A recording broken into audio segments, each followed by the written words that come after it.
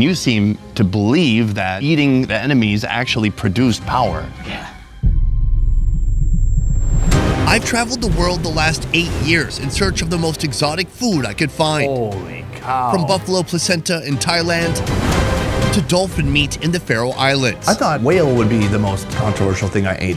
Apparently not. Always something new in the Faroes, right? But there is one food that remains the most taboo in history. Human flesh. What was the purpose of feeding the children the flesh of your enemies? In this video, I'm making contact with a tribe that has a long tradition of cannibalism. What do they do with the bloodstone? I'm on a mission to see how they survive today, and if it's still possible to confront humanity's most forbidden practice. You seem kind of proud of it, right? Yeah. Yeah. And by the end of this video, we'll be taking on the cassowary, Oh, this is a wing? a giant bird known to be the most dangerous in the world. You can just stick up your highs off. Oh. But first, a welcome meal with the chief. Good afternoon. Good afternoon. Joining the table, Judas, the hunter, Jacob, the village chief, and his son, who also goes by Jacob. Like many in Papua New Guinea, these men carry biblical names, the lasting influence of the Christian missionaries who came here over a century ago. But more on that later. In front of us, we have two foods that really... Our main food. Your main foods. Smoked tilapia, no salt, no seasoning. This is one of the two staples that keep the Chambri tribe going day in and day out. How do folks here make money? We got only fish. Do you catch the fish here and smoke them to sell them? Yeah. Oh my gosh. We got butter systems. Really? Yeah. The Chambri people, who call this place home, face 6-month annual floods that make farming nearly impossible. You see the black light? This is high flat. High flat come. Right, it comes all the way up here. The land is swallowed by water, leaving little choice but to adapt, turning the river itself into their livelihood. Abundant and bountiful, fish are the true currency here. Instead of dealing in money, they barter, trading fish for essentials like salt, vegetables, chickens, and one staple that's always in demand, sago. This right here is sago, one of the most unique carbohydrates you'll find anywhere around the world. The sago palm can be found in tropical lowlands across Southeast Asia and New Guinea. They get into this right here. So when you're eating sago, you're literally eating a tree. Each tree can yield up to 600 pounds of starch, which is extracted from the pith. But there are some steps involved before this can become something you can actually digest. The collected sago starch is mixed with river water and passed through a straining system. It flows through 2 layers of filtering nets made from coconut tree fibers, before finally settling in a carved wooden vessel. Do you drink that water? Yes? Yeah. Just right from the river? We didn't even want the thing here. It just surprises me a little bit. I thought maybe there might be a filtering system or boiling. No. What will happen to me if I drink the river water? We got problem now. Maybe you only have diarrhea. Diarrhea? It's my new weight loss program. After 3 days, the water is removed, leaving behind the resulting sago that once dried is ready for cooking. First, the sago flour is spread out on a pan. Then it's taken to the side and sprinkled with river water. Fold it in half, then put it back on the hot pan. Once cooked, soak the sago again with that flavorful river water before letting it set. Can we start with the sago? Yeah, you can try. Folks here call this flat sago. With fish. That makes sense, because this does not have a ton of flavor. It's very earthy, tastes like the river. The texture is very elastic and kind of gummy. It's like I just found some gum under a table in the library. I started chewing it again. Right here we have the tilapia. The skin is very soft and kind of gelatinous, almost a little slimy on the outside. The meat is just very soft and delicate. I can taste the minerality of the water. When I grow up, I have to eat fish and sago. That's my main food. Do you ever get sick of fish and sago? No. Sometimes you have onion, you can mix it. It's very nice. Any of that has to come from the market. Yeah. You have to trade for that. Yeah, mainland people, they don't have fish. But you got fish. We got fish. However, bartering for necessities here isn't as simple as a quick trip to the grocery store. For the villagers, it means hours of travel through the only available route. Right now we're traveling on a longboat made out of a huge hollowed out tree on the Sepik River here in Papua New Guinea. The Sepik River, the longest in Papua New Guinea. It's often compared to the Amazon and the Nile as one of the world's greatest river systems. It flows through one of the most culturally and linguistically diverse regions on the planet, with over 300 languages spoken along its banks. To get where we are now takes a lot of work. From our last video, we left from the city of Tari and flew all the way to Wewak. Then we drove 4 hours and got on the river. Now we're traveling 2 hours down this river to a village to meet a people known as the Crocodile tribe. the Chambri people number only a few thousand. There are no conveniences out here. No electricity, no Wi-Fi, no grocery stores. People here have to be self-sufficient. They literally have to survive in the elements using their creativity and using their skills. The scars carved into their flesh have earned them the moniker Crocodile Men. But what's often left unsaid is buried in their dark past: headhunting and cannibalism. Topics like these can only be discussed in the Spirit House, a place meant only for men and a place I'll soon be invited. There, I'll learn why human flesh was eaten in the past and if it's still possible to observe this dark practice today. Have you ever been curious about what a human tastes like? But before that, village hunters Judas and Cleon proudly unveil tonight's menu. An epic reveal, an animal that we'll soon be consuming today. Are you ready? Yeah.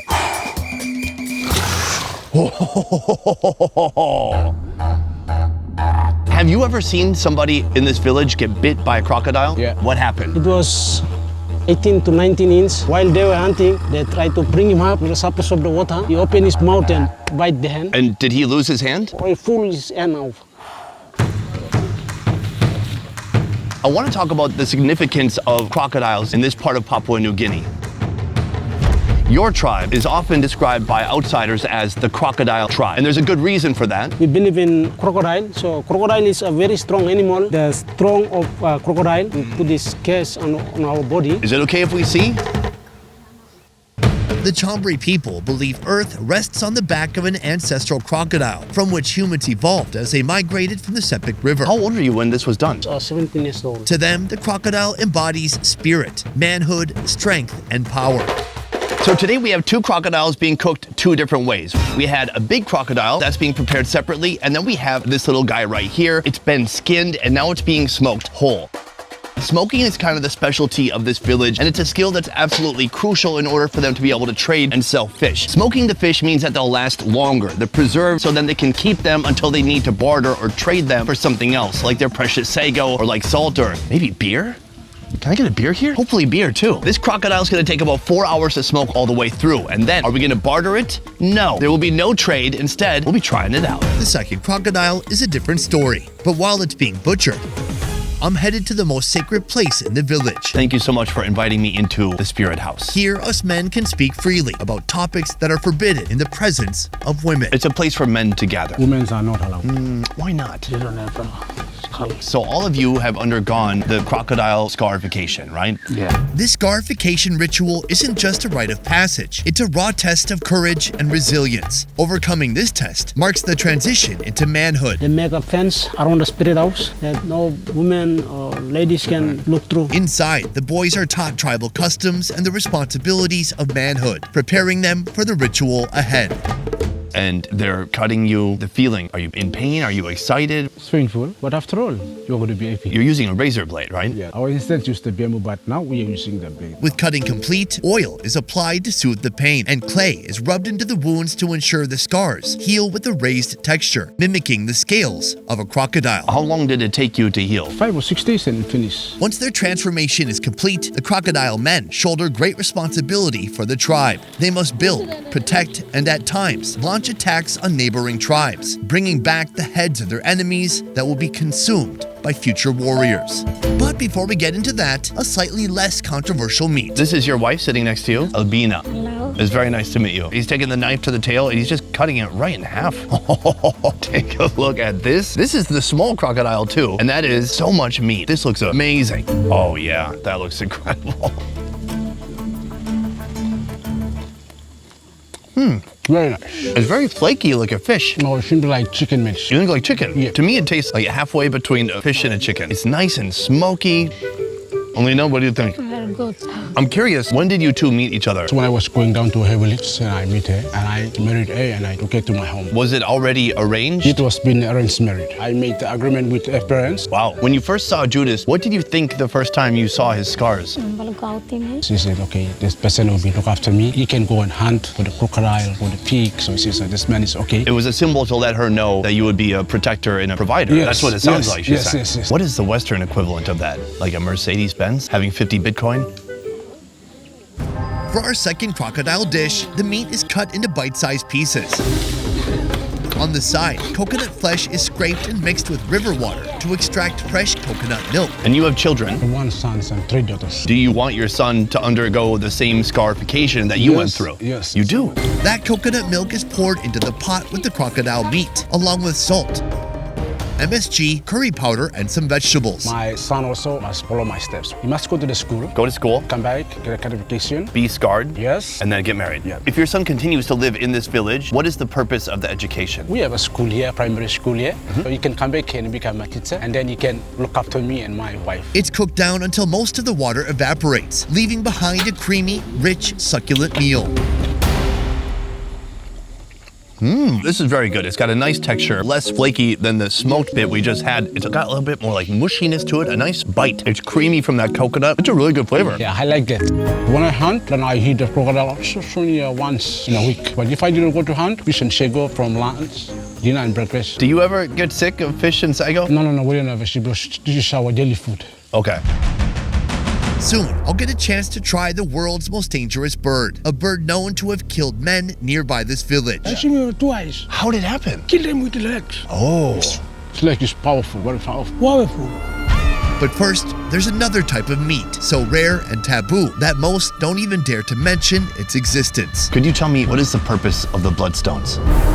In front of the spirit house stands a pair of stones, holding deep significance to the people of this clan. Our ancestors, they went to the other village and they fight with other tribes, and when they kill the enemies, they bring the heads and they put the heads of the patient on the stone and the blood fall on the stone. Later on, they get a skull and go and put it in the spirit house. They're going to get the bit of the skull. They're going to kill dog or pig, and they're going to mix it up with meat and they give it to the small boys. Give it to them. They're going to, yeah, that's a pig meat or dog meat you eat. They're going to eat real human meat. Really? Yeah. This isn't the first time I've encountered a tribe with cannibalism in its history. In Papua, Indonesia, the Cassowary people once killed members of other tribes and ate their flesh as a form of punishment. Here in Papua New Guinea, the PALIMBEI clan, a branch of the Chambri people, followed a similar practice. What was the purpose of feeding the children the flesh of your enemies? Later they will become a warrior. Warrior. So they are the strongest men who later will go and fight to the enemies. Do you believe that it made them stronger? Yeah. And when is the last time these bloodstones were actually used? Around World War II. About 80 years 80 ago. years. And so what was the change? Why did that tradition stop? The police will come and arrest you and go and look. If there were no police, do you think people would still be killing? They're still killing. Wow, so just because they might get in trouble, people don't do it. Since then, many tribes, including the PALIMBEI, converted to Christianity, leaving those brutal practices behind. How does it feel knowing that these were your ancestors? That's our history. Sure. You seem to like the story. Yeah. And you seem to believe that eating the enemies actually produced power. Yeah. So you seem kind of proud of it, right? Yeah. Yeah. Yeah. Yeah. But you're not going to do it. Yeah, I'm gonna go to do now. So if you could do it, you would. Have you ever been curious about what a human tastes like? No. No. At least for the Chambri tribe, eating human flesh was never about sustenance, but about power. Fortunately, this dark practice will never again be observed on this island. At last, here we have it, the most dangerous bird in the world, the cassowary. Right. So let's talk. A couple of days ago, they caught this bird. They brought it here so we could see it while it was alive, and this morning, it died of natural causes. It may not be the freshest meat, but it is the most dangerous bird meat in the world. The cassowary can only be found deep in the forests of Papua New Guinea and Australia, powerful and dangerous. They're also adept at disappearing long before being spotted by human eyes. This is a rare and special event that we would even have this bird here, a brand new species for me, and something this tribe only gets to enjoy every once in a while. Weighing up to 150 pounds and standing 6 feet tall, the cassowary is generally a shy creature. Though that's not the story you'll hear if you ask around the village. The cassowary is special. They have strong legs capable of delivering a strong kick. But it's not just about the kick, it's about the dagger-like claws at the end of its feet that can be up to 5 inches long. This is what it uses to slash up predators or even humans. The bird will be cooked 2 ways. The first dish may seem simple. Designed to highlight the true flavor of the animal, the meat is grilled with just a touch of salt. Ladies, thank you for joining me. I've been around too many guys today, so I needed a little bit of estrogen around me. The guys, they're great, but they're just talking about crocodiles and scarring themselves. It was a bit much. You understand, right? Yes. I mean, you live with these guys. grilled, charred, blackened? It's very dark. You prepared this. Yes, Tell me about your preparation here. about this one. I made a fire and I put them on the wire. It become, it look like this. It looks very black. I'm seeing these different body parts. What, is it ribs? Yes, it's ribs. Those are some big ribs. Oh, this is a wing? Yes. Look at this tiny wing. What kind of wing is that? Have any of you eaten this before? Yes. I ate last year. I haven't eaten. It's gonna be my first time as well, Hannah. Yeah. Oh, wow. So it's black on the outside, but on the inside, red, kind of beefy looking. Let's go for it. It's very nice. It's delightfully smoky. It's very fatty, beefy, has a strong flavor. I like it. But I'm curious, you know, way out here, people don't really have pastures. You have wild pigs, you have fish, but are you ever eating beef? No. Have you ever had beef? Never. Wow. So have you ever had beef? No. Where do you have to go to get beef? Then you up in city. They sell it in the store. Interesting. We eat fish and Fish and sago. Fish and sago. Do you ever get tired of fish? Yes. yes. Sometimes. Sometimes we tired of. Is this fun to try? Something new? Is this good? Yes. Yes. Good. To go with the bird, we need something else. We need something a bit familiar. For the carbohydrate, sago is on the menu again. But this time, the sago flour is mixed with hot water and stirred until it forms a sticky, gooey texture. This is one of the most interesting, glutinous, strange carbohydrates I've ever seen in my life. It smells kind of fermented.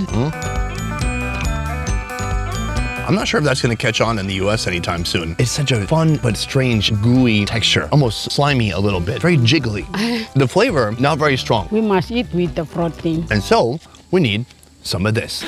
Our second dish starts with homemade salt, created by first burning coconut husks. When we have no salt in our home, We use this one. traditional salt. Then using the coconut tree fibers as a filter, water is poured over ashes, leaving the cinders behind, but allowing a salty liquid to pass through. That tastes salty? Yes. Yes. A single pot receives meat from the most prized part of the bird, its massive legs, vegetables, and after cooking for some time, coconut milk joins the other ingredients. This is a local dish known as waswukia. Just moments ago, these were the drumsticks full of plump, juicy leg meat. Now that meat has been removed and put into here. This is eventually going to be turned into a tool, a knife that looks like this. A cassowary bone blade made out of the strongest bone in this bird's body. Now I know what you're thinking. What about those delicious bird feet? Well, my Vietnamese friends and wife will be very sad to know that this will be discarded. This will not be eaten. It looks delicious. It smells good. It smells a little smoky. Let's give it a shot. Did you try some already? Yes. Oh, I knew it. The greens are a little bit watery. Tastes a little bit like spinach. You like it, right? Yes. Yeah, I see that. Enjoy it, please. This time the meat is very soft, very tender, still beefy, but delicious. It tastes a little salty. Yes. It's not a very strong flavor, but it also does not taste like ash. It's a unique flavor. So between this and this, what do you like more? We like this one. Oh, you decided for everybody? Yes. Oh, that's nice. This one is dry. Wow. Who cooked that? I cook it. We can leave it for a month and it will eat. Oh, that's a pretty nice compliment. This is a fascinating experience. I like this bird. It is kind of like eating a tiny emu. Beefy, tender, delicious, and it's probably the only time in my life I will ever get to eat this. Hannah, what do you think? Sweet. Got it. Are you married? No. Do you plan to get married? No. No, smart.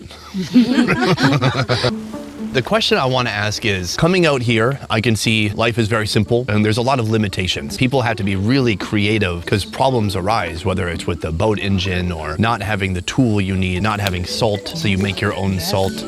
But around the world, everybody has a different requirement for happiness, what makes them feel satisfied or what they're building towards. What is a happy life for you? More water and we have more food, more sago and fish. All these things makes us happy. Have you had times in your life where you didn't have much food? No. You always have food, Yes. but more food, always better than less food. What about you, Hannah? I like to live in my village because my village is more nice than when I'm going out. I'm sure you've seen YouTube videos and movies where maybe you can see some big city. Are you curious about those things? We live comfortable in our village because we does not spend any money. We have everything. We stay in our village and we get free. No property tax? No. God damn.